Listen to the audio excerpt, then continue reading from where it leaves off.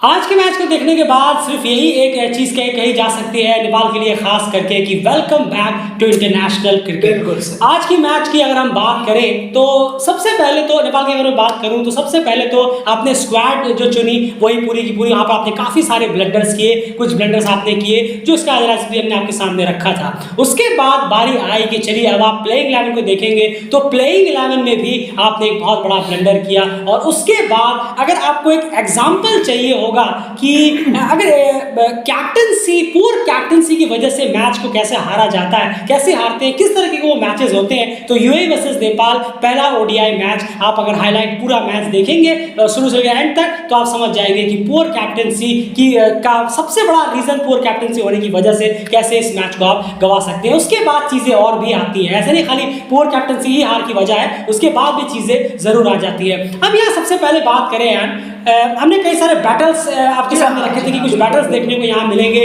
Rizwan versus Rohit को as a captain देखना होगा, उसके बाद दीपेंद्र सिंह एरी वर्सेस रोहन मुस्तफा देखना होगा और वसीम वर्सेस करण केसी, ये बैटल्स हमें देखने को, ये तीनों बैटल आज देखने को मिले हैं। आगे बात जरूर करेंगे। पहले नेपाल ने टॉस जीता, पहले बॉलिंग का फैसला लिया, फैसला बिल्कुल भी गलत नहीं था, इसमें कोई दो राय नहीं है, फैसला बिल्कुल भी गलत नहीं था। फैसला आपका ठीक, ऐसा नहीं कि रॉकेट साइंस से कोई कि फैसला बहुत बड़ा गलत हो गया, सब कुछ बिखर गया, या फिर ये यूएई का ग्राउंड नहीं है जहां पर हम देखते हैं जो टॉस जीता है वो मैच जीतता है, ऐसा बिल्कुल भी है नहीं। आपने टॉस जीता किया, प्लेइंग 11 आई, बहुत सारे ब्लंडर वहां देखने को मिले क्लियरली। उस पर कप्तानी में जब बैटिंग की बारी आएगी तब बात जरूर करेंगे।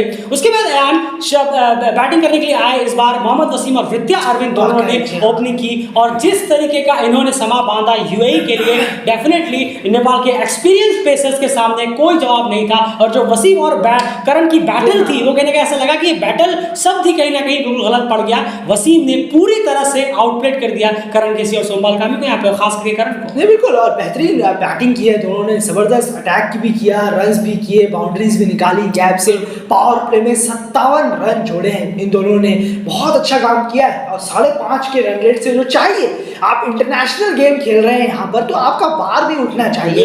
30 रन 35 रन 25 रन वो वहां पर सूट करता है जहां पर आप कंडीशन ऐसे हो, जहां बहुत स्विंग विंग हो रही हो, सीम हो रही हो, या बहुत सारा टफ आपकी सामने से कोई बॉलिंग करा रहा हो, तो उन्होंने इस चीज का फायदा उठाया। जब सामने से इतनी बेहतर बॉलिंग नहीं हो रही थी सोमबाल और करण से, उन्होंने उसका फायदा उठाया और बहुत ही अच्छी तरीके से पावर प्ले का इस्तेमाल किया, बिना नुकसान, बिना विकेट गवाए। बिल्कुल, उसके बाद धीरे धीरे जब चीजें आगे बढ़ी, पहला फेज तो निकल गया बिना किसी विकेट लेस के, जो कि सबसे बड़ा एडवांटेज रहा यूएई के, जो उन्होंने 260 प्लस का टारगेट लगाया। अब यहाँ पर अगर मिड फेज की बात करें यार, मिड फेज में काफी चीजें घटी है। यहाँ पर गुलशन जहां जब थर्ड पेसर एज आए तो यहाँ पर क्लियरली उन्होंने एक जबरदस्त वापसी जरूर दिलाई। यहाँ पर एक शुरू में जैसे हम कह रहे थे कि प्लेइंग 11 में गलती हो सकती है कि कमल, सबको लगा होगा कि कमल एरी यहाँ होनी चाहिए थी गुलशन झा की जगह पर, और डेफिनेटली इसमें कोई दौरान नहीं है, शुरू में ऐसा बिल्कुल लगना चाहिए कि कमल एरी डेफिनेटली वहां डिजर्व करते थे। लेकिन गुलशन झा ने अपनी जो पहला स्पेल था उसकी परफॉर्मेंस को जो है ये दिखा के उन्होंने ये साबित जरूर किया कि नहीं, मैंने थर्ड पेसर का काम अपना पूरी तरह से निभाया। देखिए मैं आया, और ये इसीलिए हम लगातार डेली क्रिकेट इस साल की शुरुआत से कह रहा था कि थर्ड पेसर कितना इंपॉर्टेंस होता है। आज पता चला होगा कि आज फिर से एक थर्ड पेसर ने आपको ओपनिंग दिलाई, वरना तो मेरे ख्याल से 350 का टारगेट बनता अगर वसीम 1 घंटा और बैटिंग कर जाते हैं। बिल्कुल सही। मिड फेज का रीजन कैसे? नहीं जरूर, देखिए मिड फेज की बात करें तो ये बहुत इंपॉर्टेंट है। ये नेपाल खाली नजरअंदाज कर रहा है इस चीज को, वरना अलग अगर उसके अलावा देखें तो हर नेशंस के पास है थर्ड पेसर के तौर पर पेसर है। बिल्कुल सही, और पेसर है, मैं ये नहीं कह रहा ऑलराउंडर को बिठा के पेसर में ले आए, पेसर है। ऑलराउंडर एक पेसर होना और एक जेन्युइन पेसर होना वो बहुत जमीन आसमान का अंतर होता है। तो यहाँ पर बहुत चीज कहना होगा कि गुलशन जहाँ आए उन्होंने विकेट दिलाया, लेकिन इस फेज में विकेट जरूर गिरे हैं पर रन्स भी बने हैं। 138 रन 11 से 40 के फेस में बनाए। यहाँ मोहम्मद वसीम, विद्या अरविंद इसी फेस में आउट हुए। यहाँ पर गुलशन झा ने बहुत अच्छी बॉल रखी मोहम्मद वसीम को, जिसमें वो बोल्ड हुए। दोनों 50 नहीं कर पाए, लेकिन 40 और 44 का रेस्पेक्टिव स्कोर किया मोहम्मद वसीम और विद्या अरविंद ने। और साथ ही साथ इस बीच में पार्टनरशिप जरूर देखने को मिली। पहले विकेट के लिए 50 की पार्टनरशिप हुई, तीसरे विकेट के लिए यहाँ पर विद्या अरविंद और रोहन मुस्तफा। वेलकम बैक जो हुआ है रोहन मुस्तफा का, आज हाफ सेंचुरी उन्होंने जड़ी है, 53 रन की पारी उनकी रही है।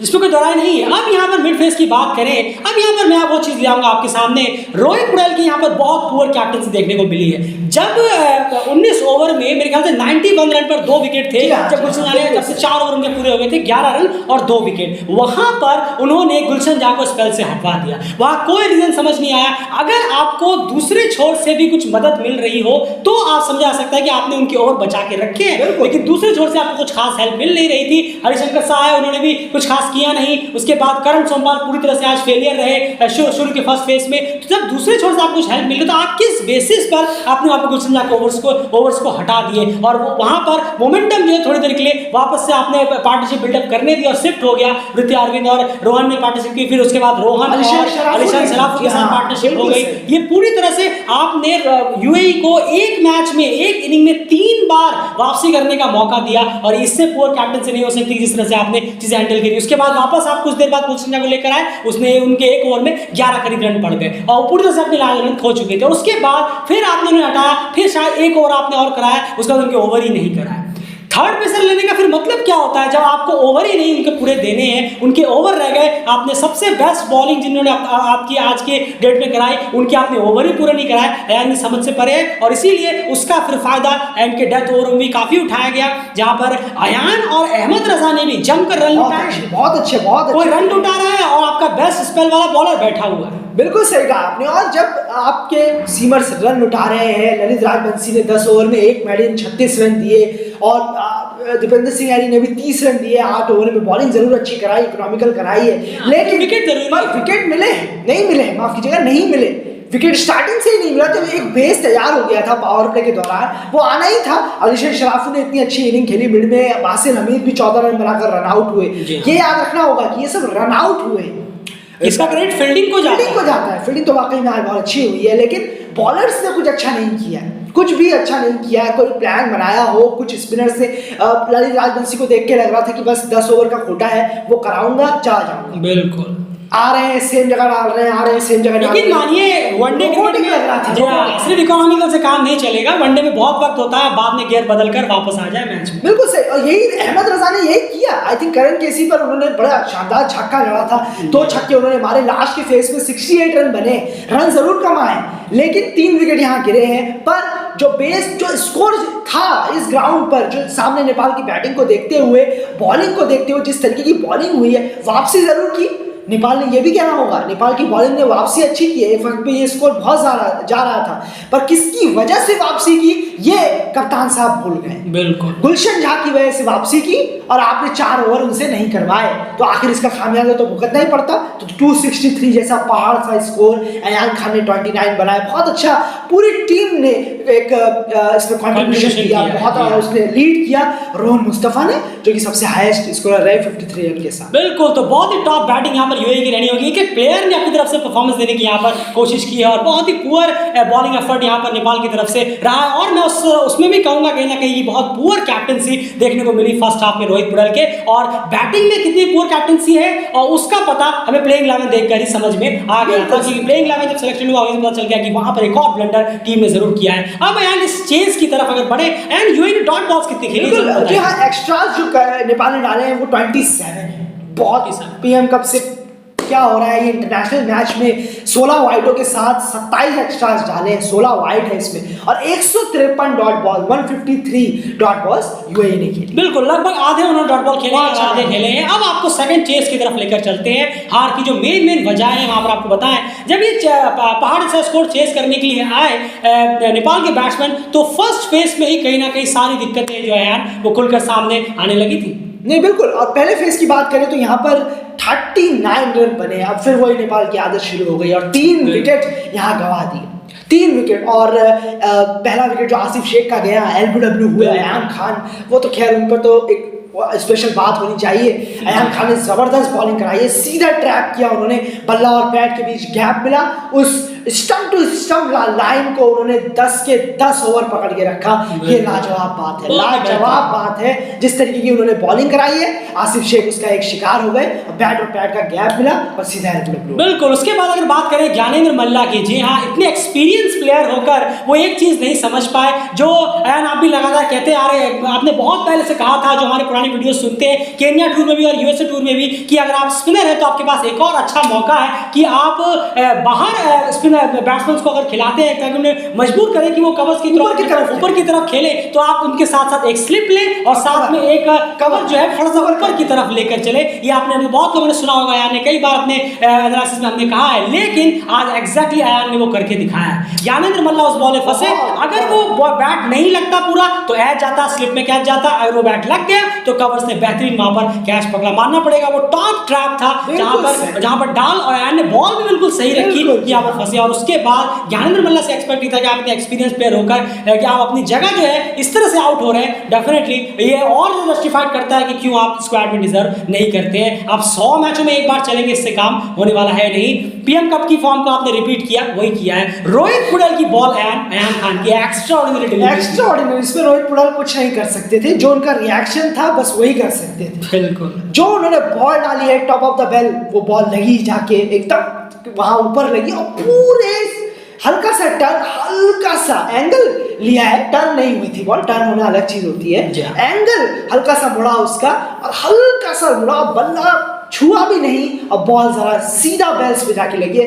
जबरदस्त लाइन थी और उस बॉल में लेंथ थी इतनी जबरदस्त कि रोहित पुडेल जैसे बैट्समैन को चकमा दे दिया। बिल्कुल अयान खान की बॉलिंग बड़ी शानदार रही है, बहुत शानदार रही है। 39 पे 3 ये फर्स्ट फेज मुकाबले यूएई के 57-0, यानी पहला फेज का बैटल यूएई क्लियर तरीके से जीत गया। सेकंड फेज की बात करें 134 रन बनाए थे यूएई ने। अब नेपाल की यहाँ बात करें, यहाँ पर अर्जुन सौद और दीपेंद्र सिंह ऐरी के बीच में बहुत अच्छी पार्टनरशिप बिल्डअप हो रही थी। बॉल थोड़ी ज्यादा जरूर ली, लेकिन 100 करीब बॉलें ली, 68 की पार्टनरशिप हुई, एक अच्छी स्ट्रॉन्ग बिल्डअप पार्टनरशिप हुई थी। लेकिन इसी फेस में डेफिनेटली अर्जुन सौद जिस तरह से बैटिंग कर रहे थे, बहुत अच्छी इनिंग उनकी रही है। वो जैसे ही वो बैटिंग कर रहे थे, डेफिनेटली कुछ स्पेशल डिलीवरी चाहिए थी उन्हें आउट करने के लिए। और यूएई के one of the best players की अगर मैं बात करूं तो उन्होंने वो स्पेशल डिलीवरी प्रोड्यूस कर भी दिया। अर्जुन सौद को बोल्ड मार, बिल्कुल सही कहा आपने, पूरा ब्लॉक होल में वो बॉल डाल दी और वही उन्हें आउट करा सकती थी जिस तरीके का वो गेम खेल रहे थे।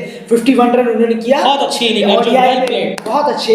इतने यंग एज में आप इतना अच्छा कर रहे हैं और साथियों को भी सीखना जरूर चाहिए कि कैसे खेलना चाहिए इस कंडीशन में। बहुत अच्छा खेले, डेब्यू में आपने हाफ सेंचुरी जड़ी, पर स्पेशल बॉल आपका विकेट लेके गई तो अच्छा है। चलिए आपने अपना विकेट थ्रो नहीं, इसीलिए कहीं ना कहीं आप इससे जरूर बचते हैं कि आपका विकेट आउट होने का तरीका डेफिनेटली एक जबरदस्त बॉलिंग, यहाँ बॉलर को क्रेडिट जाए। हरिशंकर क्या कर रहे थे वहां, नाच रहे थे या क्या कर रहे थे, यही समझ में नहीं आया। आप हरिशंकर का शॉट आप सबने देखा होगा, क्या पुअर शॉट है। आप अपने डाउन की बेइज्जती कर गए हैं। क्लियरली आप जिस डाउन पर आए हैं, ये सिर्फ अपने कंट्री की बेइज्जती नहीं है कि आप अपने टीम की बेइज्जती नहीं है, ये आप उस पोजीशन की भी बहुत ही सॉलिड एम्बैरेसमेंट देकर गए कि मैं जिस पोजीशन पे आया उस पोजीशन पे ऑलरेडी 30 पे 3 है टीम और मैं इस तरीके का खराब शॉट खेलकर सोच रहे थे कि आपकी डाउन द ग्राउंड में छक्का मारने के लिए चला जाऊंगा। ये सब नहीं होता, इंटरनेशनल क्रिकेट इतना आसान नहीं है। आप ओपोनेंट को ये कमजोर मत समझिए। ये रीजनल का या फिर लोकल टूर्नामेंट, गली के टूर्नामेंट्स नहीं है। यहाँ पर एक से बढ़कर एक ओपोनेंट के पास आपसे बेहतर ज्यादा दिमाग वहां पर मौजूद है। तो डेफिनेटली ये शॉट हैरान करता है। आप आउट होते किसी और तरीके समझ में आता, आपने जो शॉट खेला वो पूरी तरह से टोटली एम्बैरेसिंग था उस डाउन के लिए जिस डाउन आपको भेजा गया। उसके बाद यार एक के बाद एक फिर लगातार विकेट गिरते चले गए। मिड फेस में कितने रन बना पाए 40 ओवर पहुंचते? बिल्कुल, देखिए 118 रन नेपाल ने बनाए यहाँ और 5 विकेट उन्होंने आसानी से यूएई कुछ नहीं था। आप चेस कर रहे हैं, आपके टारगेट है आपके सामने, तो ये नाकाफी रहता है कि आप 5 विकेट आपने गवा दिए। पहले ही आपके 39 रन बने हैं खाली चेस करते हुए और 3 विकेट गवा दिए गए। सॉलिड बैट्समैन के 3 विकेट, आसिफ, ज्ञानेंद्र और रोहित आउट हो गए थे। फिर 5 विकेट और कुशल भुरतेल का तो शॉट ऐसा था कि मतलब अब क्या बोला जाए, उसको कौन सा एनालाइज किया जाए, वो तो क्या छोड़ ही दीजिए, रहने दीजिए। इतना गंदा लग रहा था वो शॉट देखने में अपने आप में। और उसके बाद दीपेंद्र सिंह ऐरी बहुत अच्छा खेले, काम इनिंग रही है उनकी तरफ से। 54 रन उन्होंने किया, 84 बॉलों में 60 के और उनकी स्ट्राइक रेट रही। काफी अच्छा खेले, उन्होंने डाउन द ग्राउंड अच्छा खेला, काफी उठाने की कोशिश नहीं करी, छक्का वक्का मारने की कंडीशन के हिसाब से खेल रहे थे, पर गैप निकालने के चक्कर में वो मिड ऑफ में कैच दे बैठे अलीशेन शराफ को। बिल्कुल, तो ये कहीं ना कहीं एक वहाँ पे चीज़ है, लेकिन वहाँ पर ऐसा क्या था कि घूम रहे दूसरी तरफ से जो बैट्समैन थे वो कहीं ना कहीं खत्म होते चले जा रहे थे और उन पे प्रेशर आ गया था कि वो रन करें, क्योंकि वो जिस वक्त आउट हुए उस वक्त लगभग 10 रन पर ओवर टीम को चाहिए थे। पहाड़ खड़ा हो गया था रन रेट का और विकेट्स एकदम थे नहीं, उसी के चक्कर में वो अपना विकेट वहाँ पर गवा बैठे। डेफिनेटली थोड़ा डीप अगर जाते वो तो और बेहतर कर सकते, लेकिन यहाँ पर एंड उसके बाद पूरी की पूरी टीम समझ गई। लास्ट सेशन में सिर्फ 22 रन आए, मेरे ख्याल से 22 रन आए बिल्कुल, और एक लास्ट विकेट फेस में 10 ओवर में 22 रन बने हैं और एक विकेट सिर्फ गिरा है। आप समझ सकते हैं कितनी पुअर बैटिंग हुई है। 197 डॉट बॉल्स नेपाल ने आज खेली। आप 264 चेस कर रहे हैं वनडे इंटरनेशनल क्रिकेट में, 50 ओवर क्रिकेट में, और 200 करीब करीब बॉल आप डॉट खेल रहे हैं। यही कहीं ना कहीं दर्शा देता है कि आपकी किस तरीके के इंटेंट रहा था। हो गया सब, PM cup, VM cup, domestic वगैरह सब कुछ हो गया। अब देखिए रिजल्ट आपके सामने है। इंटरनेशनल क्रिकेट पोल्स अपार्ट होता है, डोमेस्टिक में आप कितने चले नहीं चले, लेकिन डेफिनेटली और वो भी डोमेस्टिक में जो लड़के परफॉर्म किए थे वो तो टीम में है भी नहीं। खैर उसमें से कई सारे प्लेयर्स तो बैठे हुए हैं, कोई स्क्वाड में है तो प्लेइंग इलेवन में नहीं है, कुछ तो प्ले स्क्वाड में ही नहीं है। बहुत ही खराब परफॉर्मेंस है। अब जरा कैप्टनसी पे यहाँ पर बात आ जाती है, लेकिन उससे पहले हम चलेंगे यूएई के बॉलर्स की। वाकई शानदार स्पिनर्स ने बेहतरीन बॉलिंग कराई है। रोहन मुस्तफा हो, उन्होंने 9 ओवर में 27 रन दिए, 1 विकेट। अहमद रजा हो, सबने अपने एक्सपीरियंस का। बासिल हमीद 6 ओवर में 18 रन दिए। अयान नहीं, वो तो खैर लाजवाब, उनके बारे में क्या बात करनी है। इतने कम एज में, इतने यंग एज में ऐसा परफॉर्मेंस, बहुत हेड्स ऑफ है आपको सच में। इस तरीके का लग नहीं रहा था एक वक्त कि आप किसके घर में कौन खेल रहा है, कौन प्रेशर में है, कौन कहाँ खेल रहा है, कौन किस पिच का आदी है। ऐसा लग रहा था अयान खान को ये पिच मालूम है कि 10 साल से वो यही खेल रहे हैं इसी पिच पे। जो इस पिच पे खेले हैं वो इस पिच पर स्ट्रगल कर रहे हैं, और जो इस पिच पर नहीं खेले हैं, क्योंकि ये सब तो खेले ही नहीं है। वसीम, मृत्या अरविंद, अली शेर, अयान खान, ये सब तो खेले ही नहीं है यहाँ पर, लेकिन ये सब रन कर रहे हैं, खूब रन कर रहे हैं। 263 तक टीम पहुंच रही है और एक बॉलर 4 विकेट निकाल रहा है, वो भी बेहतरीन लाइन और बेहतरीन लेंथ। कोई दरार नहीं है इसमें। और अब आपको एक चीज और बताया हम कि यूएई ने सिर्फ 10 वाइटें डाली हैं। बिल्कुल, उन्होंने भी 300 बॉल डाली, लेकिन सिर्फ 10 वाइटें डाली है जब उनको 264 सेव करने थे। और जब आप पहले बॉलिंग कराए थे आप 16 वाइटें देकर चले गए। तो डेफिनेटली जिस तरह की रेस्ट्रिक्शंस यूएई के बॉलर्स की तरफ से चाहिए था वो वहां पर डेफिनेटली मिलता हुआ नजर आया। अब बैटर की बात कर लेते हैं। वसीम वर्सेस करण पूरी तरह से आउटप्लेड कर दिया वसीम ने। वसीम यहाँ पर जीते इस बैटल में आज के। उसके बाद बात करें अगर Rohit Porel versus Rizwan, clearly outplayed कर दिया रिजवान ने आज रोहित को। बहुत ही पुअर कैप्टनसी रही है आज। कई सारे मुद्दे आपको गिराए। प्लेइंग इलेवन में बहुत ब्लंडर्स रहे हैं, डाउन्स को लेकर बहुत ब्लंडर्स रहे हैं। आरिफ टीम में स्क्वाड में लेकर आपने आरिफ को प्लेइंग इलेवन में नहीं लिया। देव खदर वो तो स्क्वाड तो बहुत पहले की बात है। बहुत सारे ब्लंडर है। गुलशन जहाँ से पूरे ओवर ना करवाना, बहुत सारी ऐसी चीजें रही हैं। कुशल भुर्तेल को इतने नीचे भेजना। अब एक साथ आपने 7 बैट्समैन खिला लिए तब भी टीम 200 का स्कोर पार नहीं कर पाई। बहुत ही खराब, क्या बोले हम, कप्तानी में इतनी ज्यादा खराबी है। जब एक्चुअली में जब हमने स्क्वाड ही देखा था तभी बड़ा अजीब लगा जी हाँ, वो आपने स्क्वाड एनालिसिस में हमारे समझ ही गए होंगे। बिल्कुल, तो ये बड़ा अजीब है कि तब भी चलिए कोई बात नहीं, हम उम्मीद कर रहे हैं कि परफॉर्म होगा। एक मैच हुआ है आज 1-0, तो सोचेंगे कि चलिए थोड़ा अच्छा हो, थोड़ा कुछ करें, थोड़ा स्क्वाड में लाए। और जिसका भी आइडिया है, एक चीज बोलूंगा, जिसका भी आइडिया है आरिफ शेख को बाहर करने का, जरा सुधर जाइए थोड़ा सा, कि ये आरिफ शेख को बाहर कर ऐसे को टीम में भरेंगे तो यही हाल होगा। 100 रन के अंदर टीम ऑल आउट होने की आदत पैदा हो जाएगी। आरिफ शेख होते तो कुछ शायद हो सकता था, मैं ये नहीं कह रहा हूँ कि जीत ही जाती, लेकिन इससे तो बेटर ही खेलते। इतनी गारंटी आज डेली क्रिकेट ये दे रहा है। बिल्कुल, इसमें कोई दौरा नहीं आया। अगर आप स्कोर को भी देखेंगे यहाँ पर नेपाल के 179 टीम पहुंच गई थी। और उसके बाद बात करें तो करीब करीब 80 रन यहाँ पर टीम को चाहिए थे। आरिफ शेख जैसा बैट्समैन, स्टेबलेट बैट्समैन, जो दीपेंद्र सिंह यारी के साथ अर्जुन के जाने के बाद भी वहां पर एक इनिंग बिल्डर कर सकता था, जो कहीं ना कहीं पूरी तरह से लटडाउन हुआ है। पता नहीं, समझ नहीं आ रहा। आरिफ केन्या टूर में भी नहीं खेले, यहाँ पर भी उन्हें नहीं लिया जा रहा। पता नहीं अब किस वजह से आरिफ को नहीं लिया जा रहा। टीम में बिल्कुल समझ से परे है। कोई बेसलेस इलॉजिकल प्लेइंग इलेवन आपने सेलेक्ट किया। बहुत ही केन्या दौरे में जिस तरह की आपने कप्तानी की थी उससे उम्मीद बंदी थी, लेकिन डेफिनेटली इस मैच में आपने बहुत ही पुअर कैप्टनसी करी है। और रिजवान को देखना होगा, जैसे ही उन्हें वैसे लगती नहीं कि जैसे शेर के मुंह में खून लगना, जैसे ही उन्हें लगा कि अयान को विकेट्स मिलने लगे हैं, सारे स्पिनर्स ने एक लाइन से उतार दिए। बासिल आ गए, उसके बाद रोहन मुस्तफा आ गए, अहमद रजा आ गए, साथ अयान खान करा रहे हैं, सब लोग एक साथ चढ़ बैठे। और वो बहुत अच्छी यहाँ पर कप्तानी थी कि उन्होंने पेसर्स को वहां साइड किया और पूरी तरफ से रिजवान चले गए। अटैक पे और नेपाल चला गया डिफेंसिव मोड पे। इसी वजह से 200 डॉट बॉल्स टीम खेलने में सक्सेसफुली कामयाब हो गई। आज के लिए सिर्फ एक ही चीज अच्छी हुई है कि आपने 50 ओवर पूरे बैटिंग की है, लेकिन चेस करते हुए 80 रन बोर्ड पे है, 80 रन बोर्ड पे बचे हैं और आप 50 ओवर खेल लिए, इससे कोई काम होने वाला है नहीं। जब लो स्कोरिंग गेम्स होते हैं तब 50 ओवर के लिए जाना होता है, तब आप मैच जीत जाते हैं, ये एक प्लस पॉइंट होता है। अब एट द एंड यहाँ पर रोहन मुस्तफा और दीपेंद्र सिंह यानी जो बैटल हमने कहा था, डेफिनेटली दोनों ही इस बैटल को जीते हैं, इसमें कोई दोहराई नहीं है। तो रोहन ने क्रूशियल 50 मारी, दीपेंद्र ने क्रूशियल 50 मारी, दोनों ने एक विकेट भी निकाले हैं। ये हाल रहा पहले मैच का। डेफिनेटली 60 to 65%, 70% पुअर कैप्टनसी को यहाँ जाना होगा, या कुछ फैसले बहुत ब्लंडर लिए गए हैं। उसके बाद अगर हम बात करें परफॉर्मेंस से तो हम नाराज है नहीं, जी सॉरी, लेकिन परफॉर्मेंस से नाराज नहीं है, क्योंकि ये प्लेयर्स हम चाहते ही नहीं थे प्लेइंग 11 में, क्या स्क्वाड में भी, वो आपको ही पता है, ये करके दे ही नहीं सकते परफॉर्म। दीपेंद्र, रोहित, आसिफ, ये 3 जने हैं जो अर्जुन और करण सोमवाल तो खैर हर दिन बैट डे नहीं होता है, लेकिन जो डिसीजंस है ज्ञानेंद्र मल्ला, हरिशंकर साहब, कुशल भुर्तेर, इसको खिलाने का तीसरा पेसर रख लिया, ललित राजवंशी भी, जी हाँ, मौसम डकल, बिल्कुल वो भी है। और एक बात बोलना चाहूंगा कि आपने तीसरा पेसर खिला लिया और पूरे ओवर नहीं कराया, जबकि ब्रेक थ्रो उसी पेसर ने दिलाया, बिल्कुल, फिर भी ये डिसीजन बड़ा।